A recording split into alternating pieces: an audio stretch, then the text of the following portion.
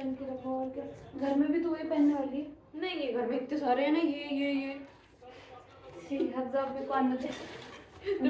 पिछली बार तो शायद माता रानी का बुलावा नहीं आया था, लेकिन हम भी डटे रहे और इस बार बिना कोई रिस्क लिए Nagpur to Katra direct train नहीं की, क्योंकि उस ट्रेन में हमेशा वेटिंग रहती है और लास्ट टाइम अक्टूबर में भी इसीलिए हमारे टिकट्स कंफर्म नहीं हुई। जैसे ही अक्टूबर का प्लान कैंसिल हुआ, बिना देरी किए हमने दिसंबर की टिकट्स देखी और इस बार नागपुर टू दिल्ली और फिर दिल्ली टू कटरा की टिकट्स बुक की।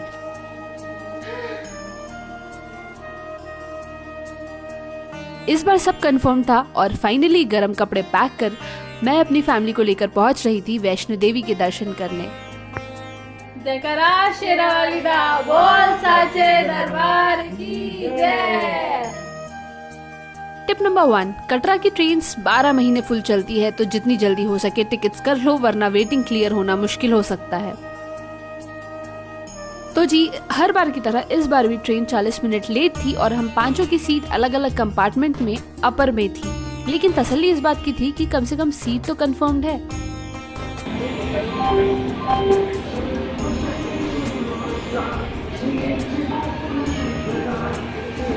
रात के सफर का फायदा ये होता है कि आधे से ज्यादा टाइम सोते हुए ही निकल जाता है। दिक्कत तब जाती है जब सवेरे 11 बजे पहुंचने वाली गाड़ी दिन में 1 बजे पहुंचे। हाँ जी, तब टाइम पास करना थोड़ा सा मुश्किल हो जाता है। मैं, मेरी बहन और पीयूष तो फिर भी सो गए, लेकिन मम्मी ने ट्रेन में बैठे बैठे दोस्त बना लिए। आखिर 1 बजे ट्रेन दिल्ली पहुंच गई। मुझे मेरी मासी का फोन आया जो दिल्ली में ही रहते हैं। वो बोले कि वो हमसे मिलने आ रहे हैं स्टेशन में ही, क्योंकि कुछ ही घंटों में हमारी कटरा के लिए ट्रेन थी। मासी के साथ थोड़ा दिल्ली दर्शन कर पार्क में बैठकर उनके हाथ के बने छोले खाए और हम वापस स्टेशन आ गए।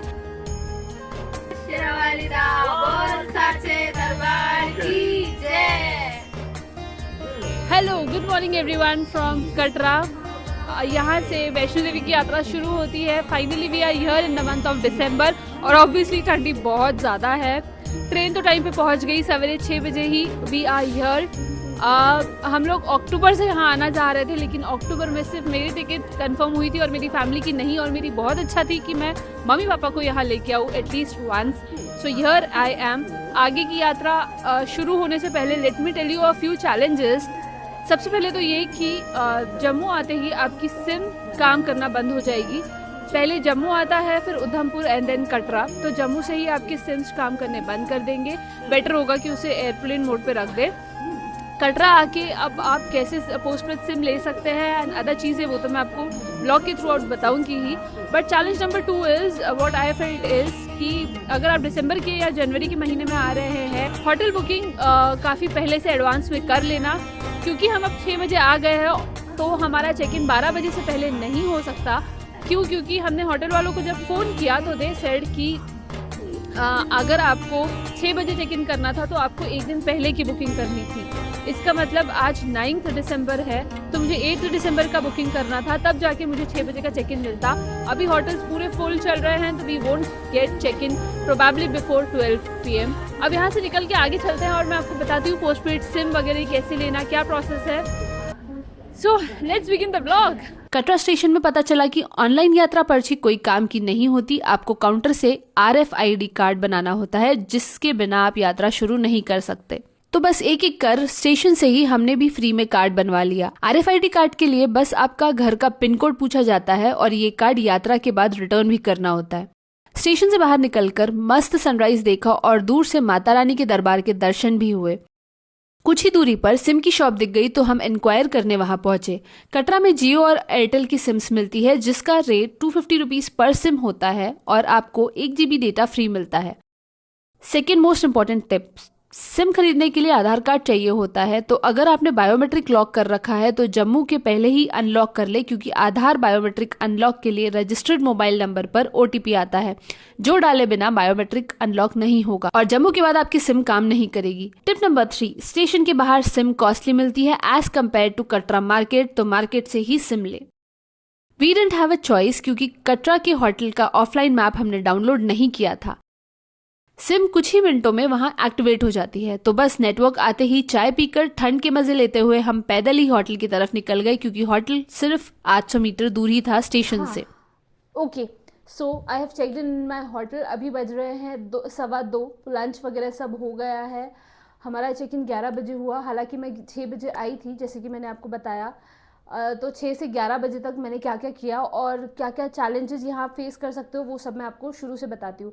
तो सबसे पहले जब आप आओगे स्टेशन पर, तो स्टेशन पर आपको लाइन दिखती है, जैसे मैंने दिखाया था वीडियो में। RFID कार्ड बनाना होता है वहाँ पर, बट यहाँ पर एक कैच ये है कि RFID card is valid only for 6 hours, 6 घंटे के लिए। अगर आप तुरंत ही अपना यात्रा शुरू कर रहे हो तो आप RFID कार्ड बनाइए, वरना फिर जितना लेट बना सकते हो। जैसे कि हम आज रात को जर्नी शुरू कर रहे हैं, मतलब आज रात को 11-12 बजे से, तो हमने तो बना लिया स्टेशन पे RFID card, but that will expire in 6 hours.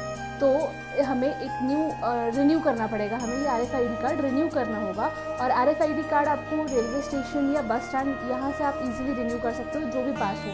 हमारा जो ये रूम है जिसकी डिटेल्स मैं आगे आपको दिखाऊंगी, वो 700 मीटर पर ही है रेलवे स्टेशन के, तो हमें स्टेशन पास में पड़ेगा, तो हम शाम को जाके वहाँ से रिन्यू करवाएंगे। फिलहाल तो ऐसा प्लान है। अभी टेम्परेचर इज़ नॉर्मल। दिन में thankfully we got a very nice room जो बहुत अच्छी सनलाइट दे रहा है। खाना वगैरह खा लिया है, अब हम थोड़ी देर आराम करेंगे और शाम को रिन्यू करने फिर से जाएंगे and then we will start our yatra. मैं आपको अपने साथ लेके चलूँगी यात्रा में। लेट्स सी, कुछ जो भी चैलेंजेस आएंगे मैं यहाँ पे फुल डिटेल आपको दूँगी, सो प्लीज़ बने रहिएगा। And if you like this video please share it and like it and subscribe it also. मिलते हैं आगे यात्रा में।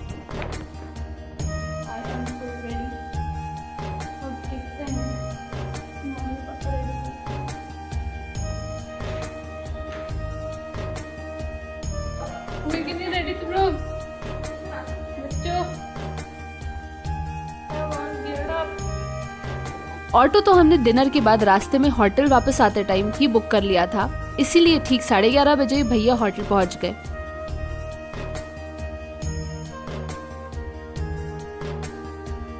₹210 में भैया ने हमें बाणगंगा एंट्री गेट पर छोड़ दिया। माता रानी की जयकार लगाकर ₹10 का ये डंडा लेकर हमने यात्रा शुरू की और शुरुआत में ही अच्छी खासी चेकिंग होती है। पान, गुटखा ये सब अलाउड नहीं है और RFID कार्ड भी देखा जाता है। वैष्णो देवी तक पहुंचने के 2 रास्ते हैं, बाणगंगा वाला पुराना रास्ता और न्यू रास्ता, जिसके लिए एंट्री गेट थोड़ी दूर है। पर हमें पुराने मार्ग से जाना ही ठीक लगा, क्योंकि रात में नए मार्ग पर कोई नहीं होता है, कोई शॉप खुली नहीं होती है और नया मार्ग पुराने वाले से कुछ 2 किलोमीटर ज्यादा है। हाँ, लेकिन चलने में नया मार्ग ही आसान है। 2 किलोमीटर के अराउंड हो गया है एंड मैं अभी अकेली हूँ। घर वाले थोड़े पीछे रह गए, अभी पसीना पसीना हो गया। थोड़ी सी चढ़ाई तो है। वैष्णो देवी बाणगंगा से लगभग 13 किलोमीटर दूर है। लगभग 1 बजे 3 किलोमीटर पार कर जब हम रेस्ट करने बैठे तो वैष्णो देवी दर्शन कर वापस आ रहे यात्रियों से बात करने पर पता चला कि हमारा रात में चढ़ाई करने का डिसीजन बिल्कुल सही था, क्योंकि दिन में इतनी भीड़ होती है कि ठीक से रास्ता भी नहीं दिखता। गाइस, अगर वीडियो अच्छा लग रहा हो तो लाइक जरूर कर देना। So it's 3 AM in the morning और हमने 11:30 बजे से बाणगंगा से पुराने रूट से शुरू किया था और अब हम सक्सेसफुली अर्धकुंवारी तक पहुंच के कॉफ़ी की चुस्कियाँ ले रहे हैं, क्योंकि ठंडी है। गर्मी ठंडी का कॉम्बिनेशन इज़ मोर डेडली, तो इसीलिए अर्धकुंवारी तक पहुंच गए हैं। अब यहाँ आके एक्चुअली हमें पता चला कि बैटरी कार सर्विसेज जो होती हैं वो शुरू होती है मॉर्निंग 7:30 से। फर्स्ट बैटरी कार हमने करवाई थी मम्मी पापा के लिए। I am so proud of my mummy papa कि वो यहाँ तक चल लिए, क्योंकि है चढ़ाई है दोस्तों। आई मस्ट से चढ़ाई है। केदारनाथ जितना हार्ड नहीं है बट चढ़ाई है। और मम्मी पापा का तो ये पहला यात्रा था, तो उनके लिए थोड़ा सा डिफ़िकल्ट गया, लेकिन उन्होंने अब तक कर लिया।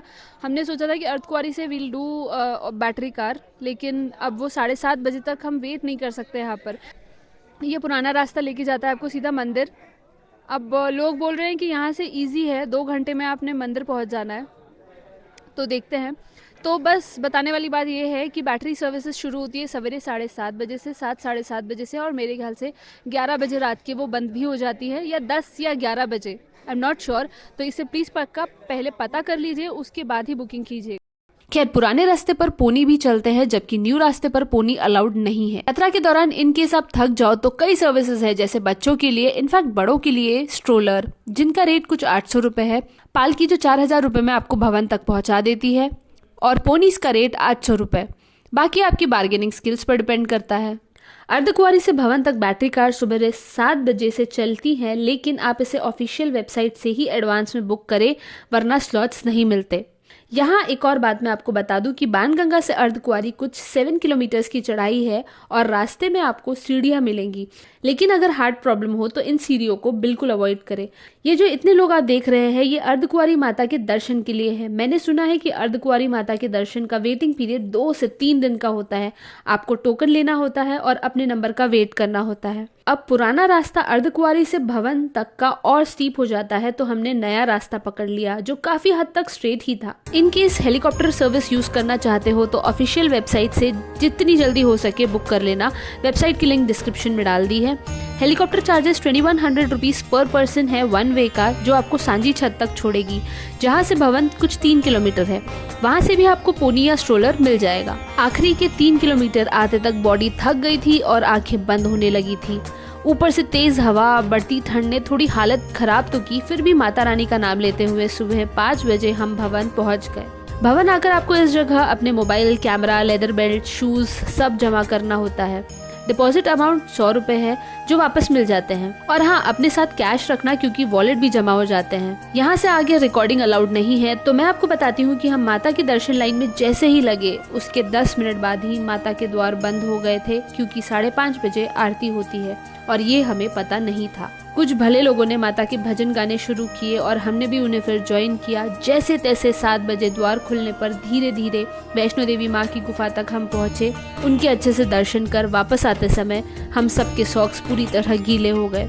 टिप नंबर 6, एक्स्ट्रा सॉक्स इसीलिए ज़रूरी है क्योंकि गुफा में पानी होता है। या तो सॉक्स उतार कर जाए या न्यू सॉक्स पहन ले।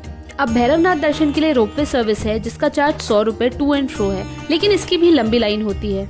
रोपवे सुबह 7 बजे से शुरू हो जाती है। आप पैदल भी जा सकते हो भवन से 3 किलोमीटर, लेकिन ये काफी खड़ी चढ़ाई है। रोपवे भी ऑनलाइन वेबसाइट से बुक किया जा सकता है। सुबह 8 बजे तक हमने मोबाइल और जूते वापस ले लिए और वहीं कैंटीन में पूरी चने खाकर वापस उतरने की तैयारी की। मम्मी पापा थक तो चुके थे, लेकिन उन्हें पोनी या स्ट्रोलर में नहीं बैठना था। जैसा कि मैंने बताया, भवन से अर्धकुंवारी तक बैटरी कार्स चलती है और हमने वो बुक भी की थी सवेरे 7 बजे की, अर्धकुंवारी से भवन तक। ऑफलाइन वालों को ऑनलाइन बुकिंग के बाद ही प्रेफरेंस मिलता है। इनकेस बैटरी कार्स में सीट्स बची हो तभी ऑफलाइन विंडो खुलता है और एक पर्सन को सिर्फ 2 टिकट्स ही मिलती है। मम्मी पापा को एक जगह बैठाकर मैं, ईशा, पीयूष 1 घंटे लाइन में खड़े रहे। उस दिन माता रानी की मेहर थी और हम 5 को टिकट्स मिल गई। टिकट्स का प्राइस है 235 रुपीज पर पर्सन और हाँ, सिर्फ कैश ही चाहिए। टिकट पर लिखे ऑटो नंबर पर बैठकर आराम से आधे घंटे में हम अर्धकुंवारी पहुंच गए। यहाँ से फिर हमने पैदल यात्रा शुरू की। तो कम टाइम में ही खाते पीते छोटे ब्रेक्स लेते हुए हम वापस बाणगंगा तक पहुंच गए दोपहर 1 बजे तक। हमने देखा कि वैष्णो देवी की चढ़ाई करने वालों की भीड़ काफी थी रात के मुकाबले। ऊपर से पोनी भी सेम ही रास्ते से आ जा रहे थे, तो मेरा सजेशन तो यही होगा कि रात में ही पैदल यात्रा करें। एग्जिट के टाइम आपसे RFID कार्ड यहीं जमा कर लिया जाता है। बाहर निकलकर आप डंडा वापस दे सकते हो और बदले में ये कॉइन वो आपको देते हैं। अब दिन में बाहर ऑटो का यूनियन है और एक ऑटो में सिर्फ 3 लोग बैठाते हैं। 200 रुपए में उन्होंने हमें हमारे होटल के पास छोड़ दिया। 2 ऑटो कर थके हारे हम होटल वापस पहुंचे, जहां आते बराबर हम सब सो गए। लेकिन मन में खुशी थी कि वैष्णो देवी माता ने आखिर हमें दर्शन दे ही दिए और मेरे मम्मी पापा पर गर्व भी था कि उन्होंने पूरी यात्रा बिना कठिनाई के ही कम टाइम में पूरी कर ली। बस उसी रात 9 बजे कटरा से मम्मी पापा की डायरेक्ट ट्रेन थी नागपुर के लिए और हम तो आगे की सफर के लिए निकलने वाले थे, जिसके बारे में मैं नेक्स्ट वीडियो में बताऊंगी। अभी के लिए बस इतना ही। आई होप ये वीडियो आपको अच्छा और यूजफुल लगा हो, तो प्लीज लाइक, शेयर और सब्सक्राइब कर देना और कोई भी सवाल हो तो कमेंट में बिल्कुल पूछ लेना। जय माता दी।